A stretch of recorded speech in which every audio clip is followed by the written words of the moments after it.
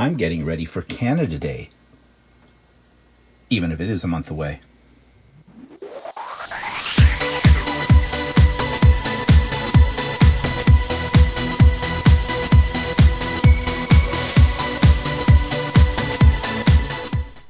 Good morning, everybody. It's Stephen here for Bland Designs, and welcome to my weekly vlog for Monday, June the 8th, 2020, or the 89th day of my isolation. And as you can see, my hair is getting longer, my beard is getting more full, and yeah, I'm ready to be Santa. So, what are we going to talk about? Let's talk about what's on the wall behind me. Now, in the teaser, I showed you a couple of the blocks. Well, I now have this almost finished. This is not completely done. I'm in the process right now of quilting it. You really can't see the quilting on this, what I have done so far, because I'm doing what's called stitch in the ditch, which means I'm basically going around the outline of each of the blocks and sort of hiding the stitches down in the area that's between the seams. Well, that's what you're supposed to do, but mine is more like stitching near the ditch, okay? And I'm doing it in a red thread, so in certain sections it will show up more so than in others. And at this point I have done all the rows that go across here, the grid system, the sashing, if you will, technical term. And I have started on the outline of the leaves. Now I've done the top row up here and I think one in the second row. So I have, what, 1, 2, 3, 4, 5, 10, about 13, 14 more of these to do.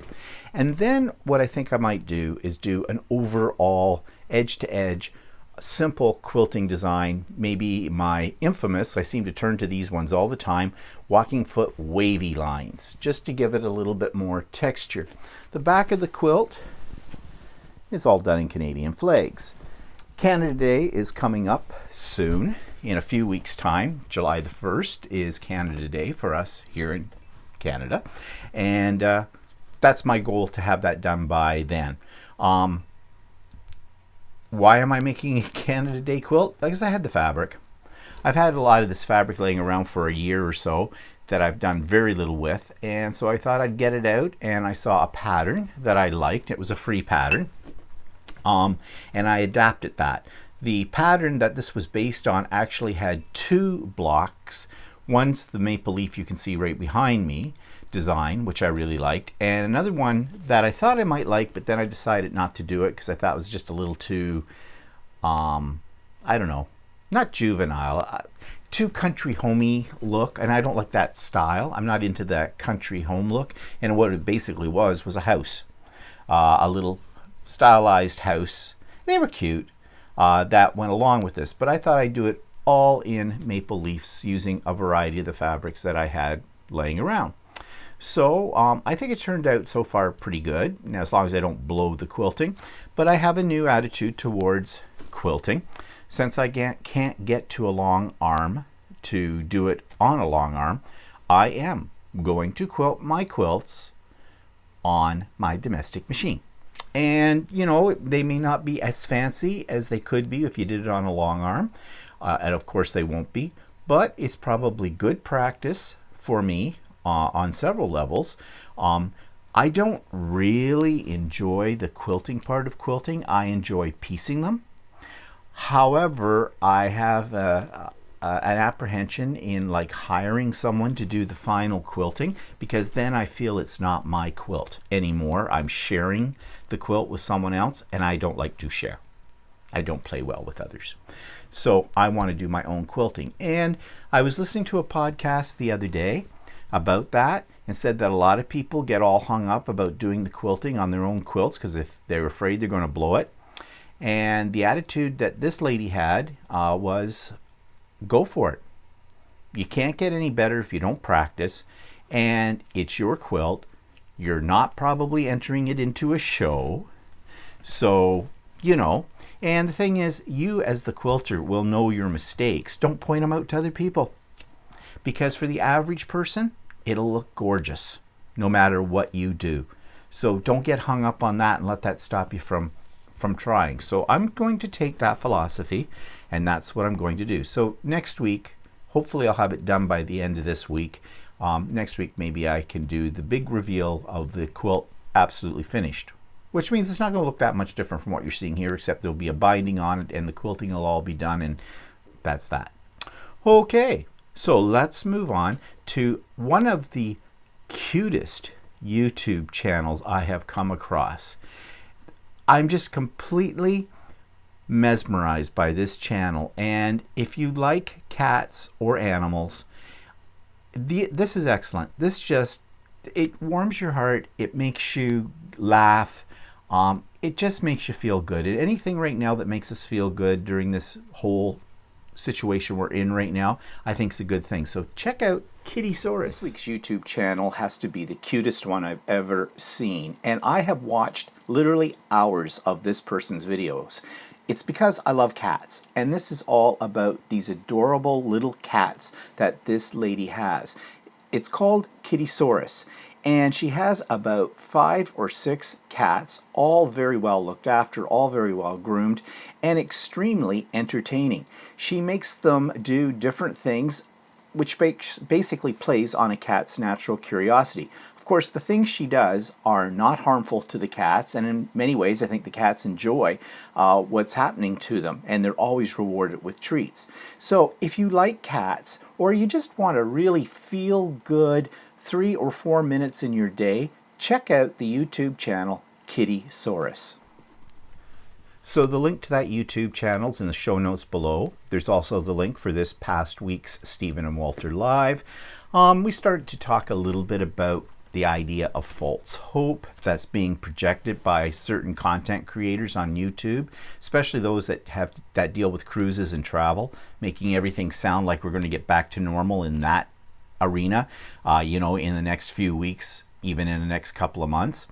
And we talked about the damage that can do to someone's psyche. Now, that was the point of Stephen and Walter yesterday, but as usual with Stephen and Walter Live, we got on to other tangents as well, and that's what often happens, and as far as I'm concerned, that's okay, because Stephen and Walter Live, if you've never been there, is basically us chatting with other people, and whatever comes up in the comment section, we go with from there. So if you've never seen a Stephen and Walter Live, why not check it out for a few minutes or whatever? Maybe you can become a subscriber and join us in the live chat every Sunday at 4 p.m. Eastern Standard Time.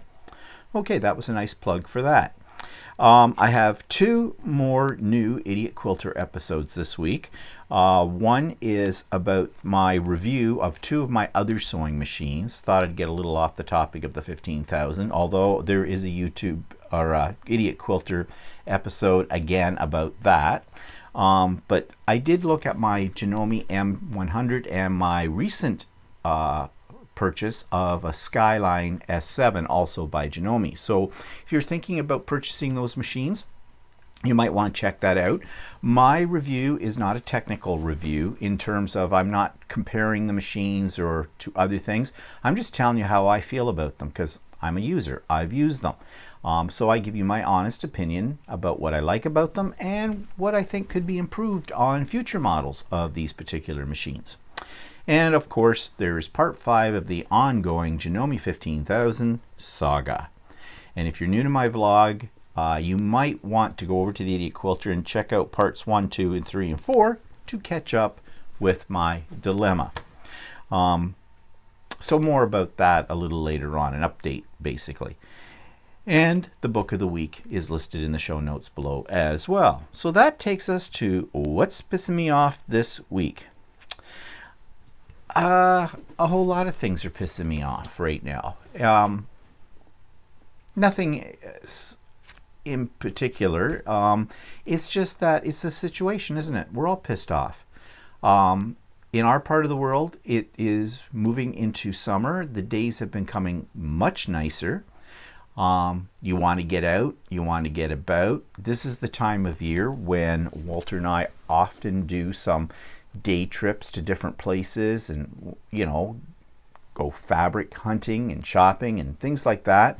You go out to little restaurants, you want to sit outdoors on their patios, enjoy, dinner or a drink or whatever. And we can't do any of that, can we, right now? And we know why.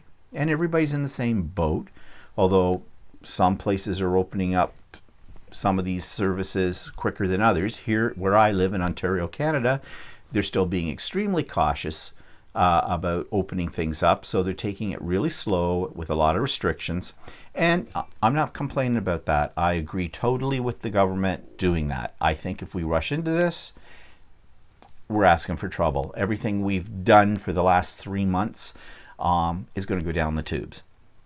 So we have to be cautious about it. But it's still not easy, is it? Because for us in this area, we don't get a lot of summer weather. Summer comes and goes very quickly. And then we're right back into the cold days of fall, the cooler days of fall, into winter, and bang. So yeah, feeling a little bit anxious about things, and that's what's pissing me off. But the other thing is I'm becoming a little bit more jaded. Now, I am not an optimistic person. Well, that's not completely true. I just know from experiences in the past that if I get my hopes up, they usually get dashed, and then I go into a state of semi-depression. I usually get out of it pretty quick, but I mean, I've had a lot of things in my life where I built up false hope and have had it crushed. So now I'm very cautious about that kind of thing. And lately, with all the news reports and everything that's on YouTube and on television and this whole situation and information overload coming at us from all levels of government, from various forms of professional, authority figures, doctors, lawyers, Indians chiefs, everything like that, the whole protesting right now about the situation with, Black Lives Matter and things like that. I'm feeling a little jaded about the world. And I don't think that's good. And I don't think I'm alone with that kind of thing. Yesterday on Stephen Walter Live, we talked about false hope that, different content providers in different forms of media are making us feel like we're going to be out of this soon. And the reality is, we're not. So that puts you in a state of depression as well. So yeah, I'm feeling a little jaded. And jaded means to me that, one, I'm angry about a situation I can do very little about. So I'm feeling out of control. I'm feeling helpless. And I don't like those two feelings because I'm the kind of person that likes to be in control, especially in control of things that directly affect my life. And right now, it feels like my life is not being controlled by me. It's being controlled by forces outside. I don't trust what people are saying, even the authority figures, the people who know everything, the medical community. I'm starting to, buy in a little bit, just a little bit, to the idea that some of this is all part of a big conspiracy. Like my logical and rational mind says, no, that's not true. But, there's a little piece of you that kind of opens up in here and you kind of start to doubt things. Mainly because we're getting a lot of information that's wrong. Or we're, you see the statistics every day about how many people, have contracted the disease, how many people have recovered, how many people have died. And those numbers, they throw all these stats at us, but we know the people in control can do things with stats for whatever political reasons they want. And so you don't trust any of that information. So, and then you start looking at, in a mirror and you see that your hair is getting really long and you grow a beard and, you would like a haircut. Simple things. But again, I can't because I'm being told I can't and nobody's open for it. Again, I'm losing my control. So yeah, I'm a little jaded. Now, I think other people feel this way too. And I think some people react to it in a way that says, hell with you. I'm taking back my control and I'm going to do whatever the hell I want to do. And that's not a good thing. That is not a good thing.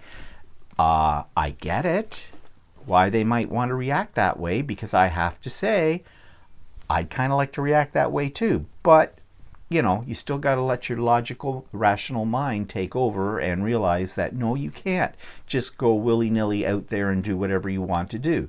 That this is the new norm, and we have to shape this new world into something better than what got us here in the first place. So, yeah, I get all of that. Doesn't make me any happier though about things, does it? So, what's the solution? How can I get over this? Well, I don't know. And I think that's why I'm jaded too. I'm out of ideas here. You know, when we first went into all of this, I think many of us went in with an optimistic attitude. Idea was, hey, yeah, now I've suddenly got free time. I've always said I didn't have enough time to do this and do that. Now I've got all this time so I can do this and do that. The question is, are people still feeling that right now? I don't think so. A lot of people have looked at this as being, you know, okay, we're soldiers here. We're going to march on. We're not going to we're not going to let this thing beat us. We're going to beat it. Yes, yes, yes. How many people are still feeling that strongly about that? Other people are saying, okay, this is a time for me to be very charitable. I can help other people who can't help themselves with this, and I can donate my time and my money and my efforts to things to support the less fortunate in the whole bit. Is that still at the same level it was at, say, a month ago or 6 weeks ago? I don't know. Maybe it is, maybe it's not. I mean, everybody's out there making masks, right? Now what I'm hearing is, I never want to make another mask in my life. So, you know, I think we're now at a new area. You know, when they talk about the peaking and all that thing, the second wave, well, I think if you look at us on one of those graphs that they're so good at putting before us, I think when we started this thing, on the level of optimism, we were here, up here in the graph. The x-axis is down here, and this is the y-axis of happiness. Ooh, look at me doing math. We were probably up here. And we probably, the first week or two, were going along at a steady pace up here. Maybe a couple of rises because, hey, we got involved and did something good for people. And, hey, we made some masks. And, hey, I'm spending time getting caught up on my housework and cleaning and all those kind of things. But as the weeks went on, the curve started to go down.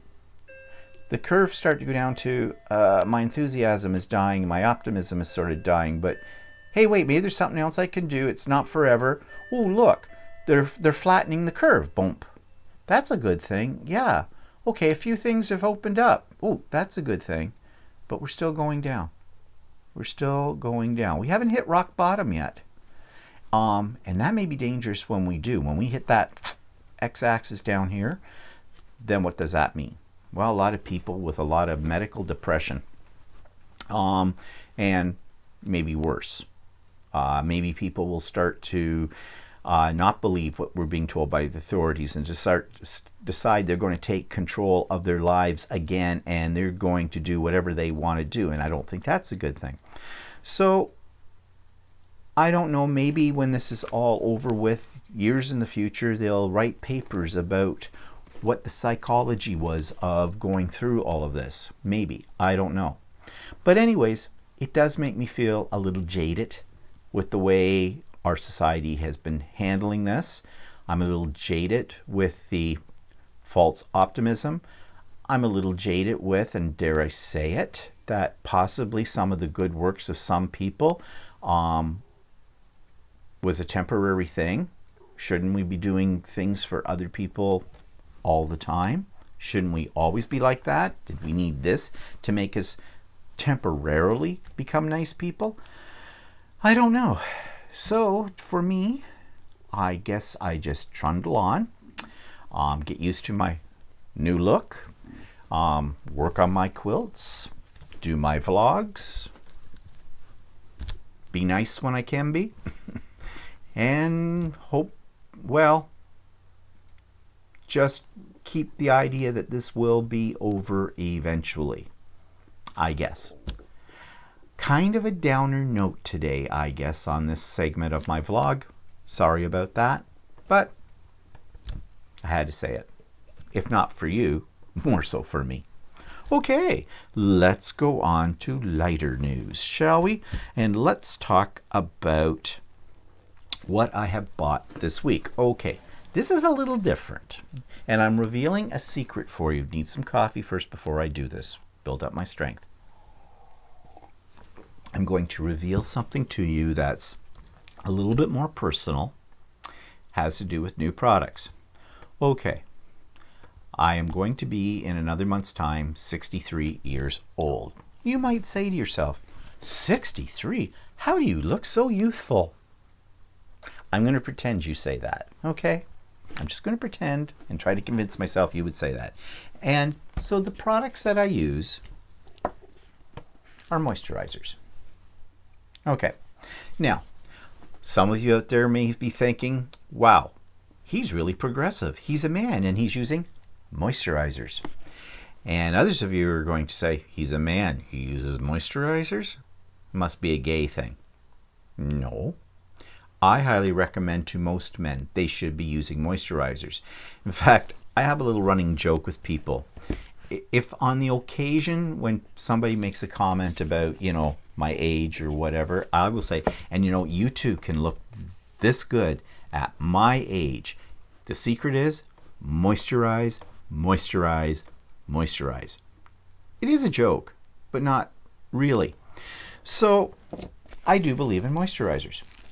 I've used a variety of moisturizers in my life, and right now I can't get what I used to get, which was from the Body Shop. They have a line of moisturizers and skin care products for men, and they discontinued one I'd been using for a long time that I really like. So I went online and I bought these two, which are by the Body Shop. This one was called Energizing Moisturizer for Men. It's guarana and coffee. I don't know how you say that word. Never heard of it. It's with stimulating Brazilian guarana and Ethiopian green coffee. I'm not sure if I'm supposed to apply this to my skin or drink it. And then I got hemp. Yes, hemp. Put some weed on your face. No, I don't know. Heavy duty face protector. Hemp. Okay. So I didn't know which one I should buy because I've never used either one of these products. And of course I couldn't test them because I was buying them online. So I went out on a limb and bought both to try. I really like this one. It smells really nice. It's not perfumey, but it's not like, as they always say for men's scent, musk. Yeah, I don't know about you. I'm not a big fan of musk. Musk smells to me like damp old bath towels sitting in a corner on the floor. Yeah. So I'm not a fan of musk, but this has it's a masculine scent, if there's such a thing as a masculine scent, but it's not heavy, it's not perfumey, it's just very nice smelling. Actually, I wish I could get an air freshener in this scent because I really like it. This one I'm used during the day. In the morning, I put on my moisturizer. Now, since I've grown the beard, I don't have as much face to put moisturizer on, but I do use this. This one I use at night. It's my night cream. Now, only since I've got this have I started putting this on at night, okay? This one's a heavier moisturizer, and I'm revealing way too much right now, but I put this on my legs as well as my face. I know that sounds funny, but lately I've been noticing my legs, now that, it's warmer weather, I live in shorts now until it gets cold enough when I don't have to, and shorts and sandals. And I noticed the skin on my legs was kind of dry, and I sort of had old man legs. Well, I am an old man, so I guess it goes with the body. But I didn't like that, so I thought, well, why is my skin looking so dry and flaky, kind of a deal? And I figured, well, it needs moisturizer. I mean, you get to a certain age where you kind of dry up, really. There's no moisture left in your body, so you got to do stuff like this. So I put this on my legs. and it's helping. It's really helping. So I like it. It's kind of a greeny goopy thing. And it doesn't have much of a scent at all either. So that's good. And both of these products are very lack grease. They just blend right into your skin and everything, so you don't have that greasy feeling. So yeah, I bought these two things. Are they cheap? Not really. They're about $21. I think both of these were, well, I think this one was about $15. This one I think was about $21. And I didn't bring it down to show you, but I also have my eye serum. Oh my God, yeah. Well, you get bags under your eyes, and I have a branch of my family that has juju eyeballs. That's what we call them. These bags under their eyes, and I have inherited the gene that does that a little bit. Mine aren't as bad as some, but they're there. So I started this a long time ago using this eye serum from the Body Shop. They had one for men. They discontinued that. Now I use the vitamin E eye serum cream, which I guess is unisex, and I really like it, and I was running low on it. And so, of course, I ordered it along with these two things. And if you ordered over $50 worth, you got free shipping. Yay! So I'm all about free shipping. So, yeah, moisturizers. Just to let you know how I got into moisturizing. Many years ago, Walter, as a joke for my birthday, bought me a bottle of wrinkle cream. That's what it was called, wrinkle cream. And I decided to try it and use it.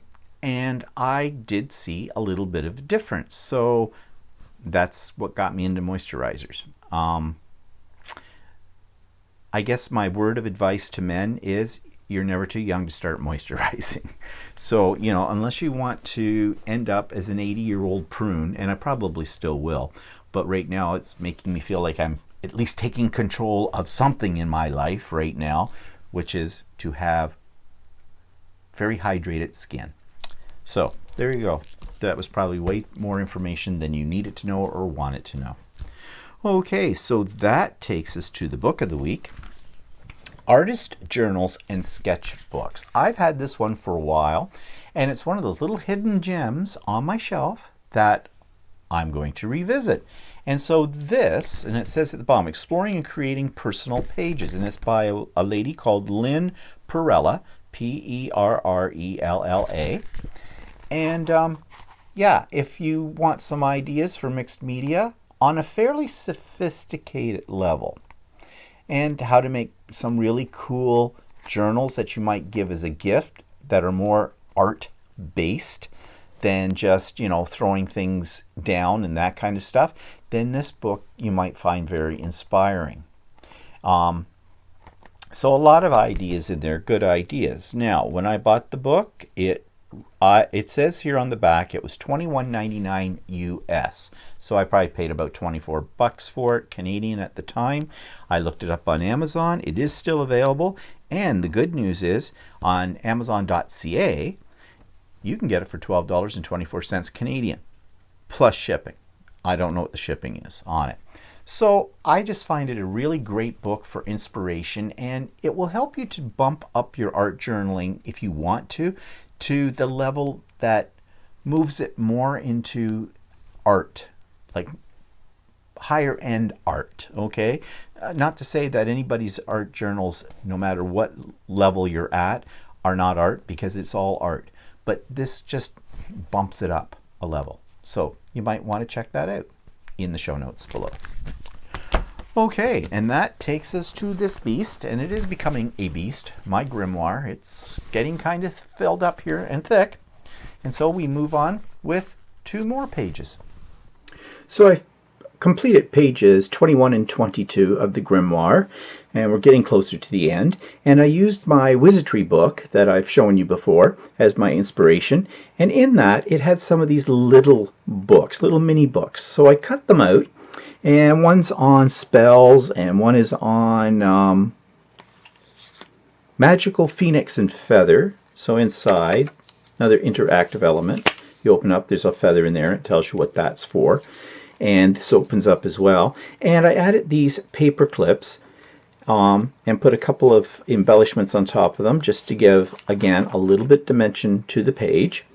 I also used some of the scrap pieces that I had cut other things out of in that book, and I ended up with these little border pieces, and I just added one there and one here as a layer. They're subtle, they're kind of hidden underneath the other elements on top, but they do peek out a little bit. Here I made another one of those paper clips with actually a button. It's a compass, and I took the shank off and Gorilla Glued it to the head of the paperclip. And I had these little colorful stained glass butterflies laying around. I just put those in to fill in the gaps. On this page, it was a tag page, so on the pocket I put these two cards that I'd cut out of the book, and I'd gone around all the edges with Stays On black ink to make them stand out a little bit more. This particular card I just, for some variety, rounded the corners with my corner rounder. Added another one of those little butterflies, and on this tag I've added another book. This is a little larger book. Again, it came from that wizardry book that I showed you before, and this one's called The Wizard's Apothecary, and it's got a list of what some magical herbs and things can do.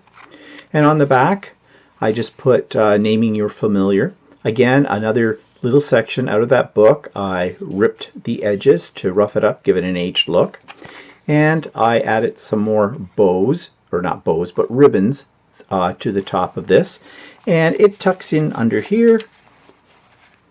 Let's just tuck that in. There we go.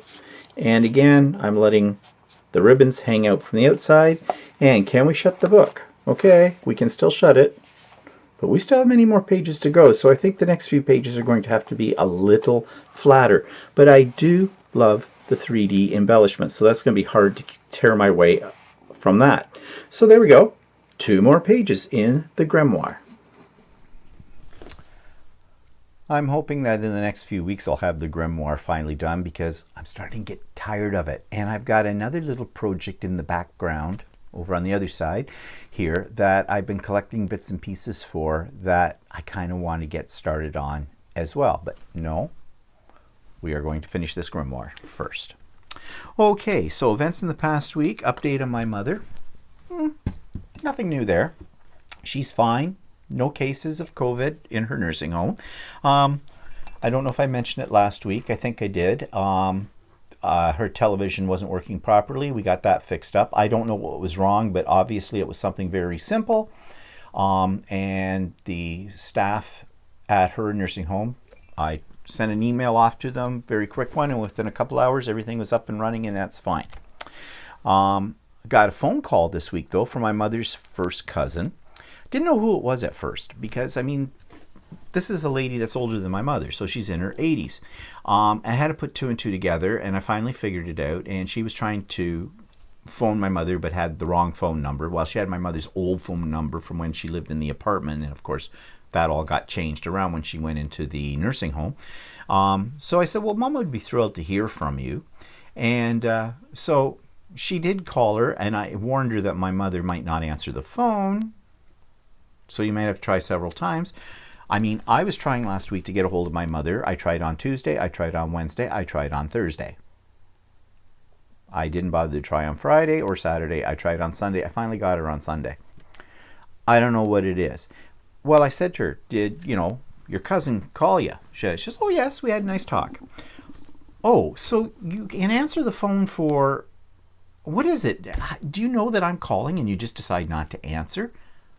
I don't get it. She answers the phone when my sister calls. What is it? Or is it just bad timing on my part? I have no idea. Well, I'm not going to go too far into that discussion because, you don't want to. But, so I said to her, did your cousin call you? Oh, yeah. And then she turned around and she says, I couldn't get rid of her, though. She just kept going on for days. I think she's half crazy. And then I mentioned somebody else, if she'd heard from them, and she says, no, I think they've gone a little off the deep end too. Okay, pot calling the kettle black. I don't know. Right there. Okay, Mom, you're a little bit wacko too, but what it is what it is.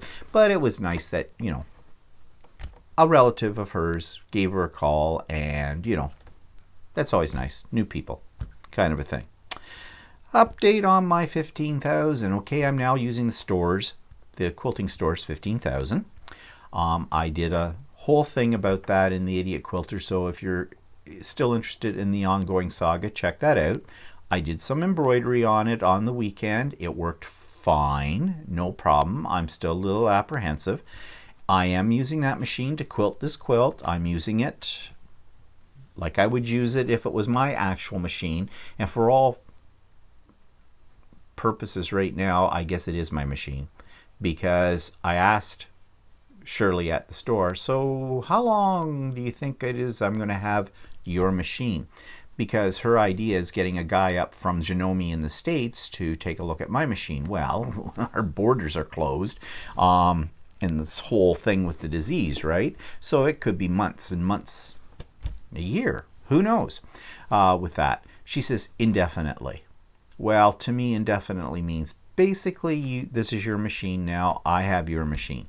And what was, well, not funny, but I thought sort of justified some of the things I had been telling her about my machine. Not that she didn't believe me or anything, but went into the store on Saturday we made an appointment, because that's how you do it now. And we were practicing all the restrictions and the social distancing and all the whole bit in the store. And when I was in there, she was about to try out my machine. So she had it set up on the table. She went to do some embroidery, and the thing made one hell of a noise, which is a noise I'm used to, because it says, you know, I'm not working for you, and ha ha ha.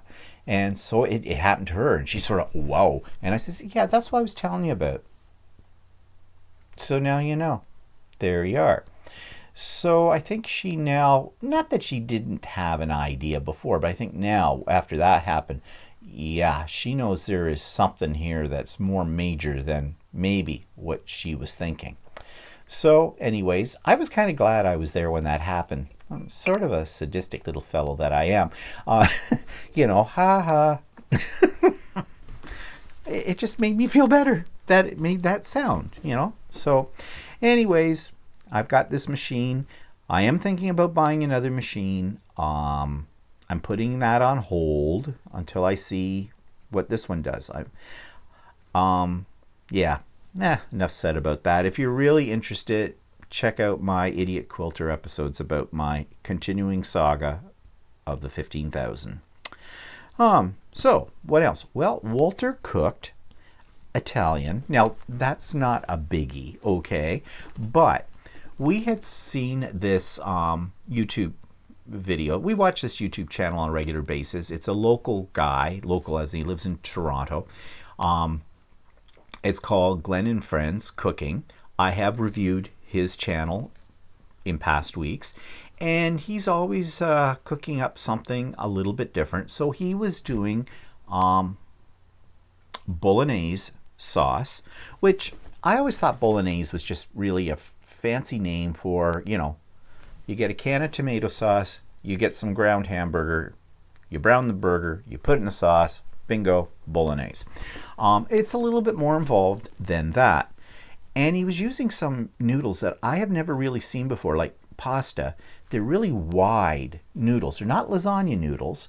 I can't say it, what the name is now. I want to say paparazzi, but it's not paparazzi. That's something totally different. You don't eat paparazzi. Although, but anyways, I think in the little video clip I'm about to insert here, you'll hear what they are. But Walter made it, and actually, it was really, really good. So here, I did a little video of what I'm talking about. What are you making? I'm making bolognese sauce and fresh pasta. Okay, so this is the fresh pasta here with your pasta maker. And there's cut in strips. And what kind of pasta is this? It's pappardelle. Pappardelle? That's actually just wide noodles. Oh, wide noodles. And this is your bolognese, which is just basically chunky meat sauce. What? There's a lot of stuff in it. Like what? There's carrots and onions and celery, and there's supposed to be pancetta. We don't have any, so we put bacon in it. Is there any chipmunk? No. Oh, I like chipmunk. I want chipmunk in my... what do you call this? Bolognese. Yeah. And a loaf of your famous French bread. And pasta. It's Italian night. Yay! And here's the finished product with bolognese on pappardelle. Pappardelle. Yeah. Not pappardella, just No, but pappardelle. I don't care. Pappardelle. Wide noodles. Homemade wide noodles. And sauce. homemade fresh And bread. homemade fresh bread. Oh, he doesn't even look Italian. And he's not. So yeah, I think that's going to be something that he'll make again. Notice I said he'll make again. Okay, Walter is my personal cook. I am lucky that I have a personal cook. Okay, so this was supposed to be Pride Week or Pride Weekend for my area. Not the big one that happens in Toronto. This is actually technically Pride Month in Ontario. Well, I don't know if I should say Ontario. In Toronto. Toronto thinks they're the entire province. They're not. But the biggest of the Pride celebrations is Toronto's. It's the biggest one in, well, it's the biggest one in Canada.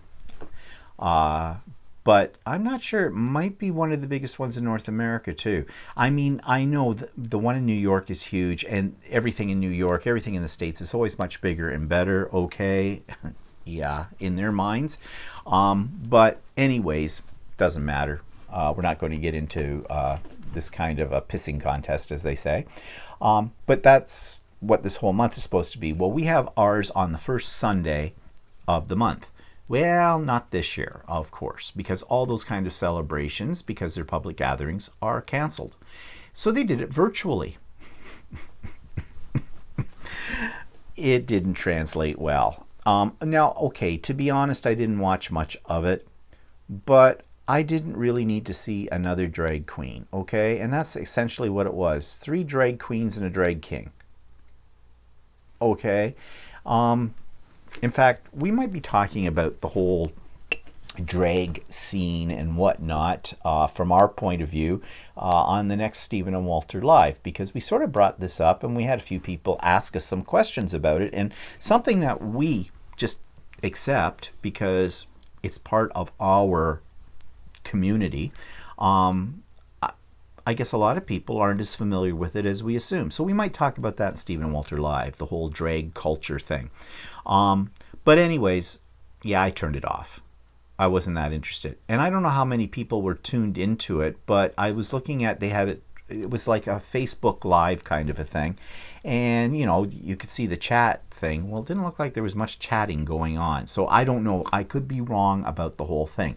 I'm sure I can go back now. It's probably still on Facebook and check it out a little bit further if I want to. I don't know if I want to. But anyways, so that's another reason, if I go back to why I'm feeling a little jaded these days and, you know, depressed, is you look forward to the Pride celebrations in June out here, and we can't have those either. So everything is on hold. But that's what was supposed to have happened this weekend, and it didn't. So what's coming up? Nothing. Same old, same old. One day runs into the next day. I mean, it's supposed to do that when you're retired. But now it's like the whole world is retired, I guess, with all of this. So there's really nothing to look forward to. That's depressing, isn't it? So anyways, I guess you got to make your own fun. So we'll see. We'll make our own fun. Whatever that fun may be. All right, so I didn't want to end this on a negative note, but just a final thought. I am starting to get a little antsy, and I don't think I'm the only one. We all are itching to get out there and shop and dine out and go places, see people, do things. And it's hard. It's hard, okay? But we've got to suck it up, buttercups. Again, we just have to set our eyes on the world ahead. It's going to get better. Okay, I sound like a commercial.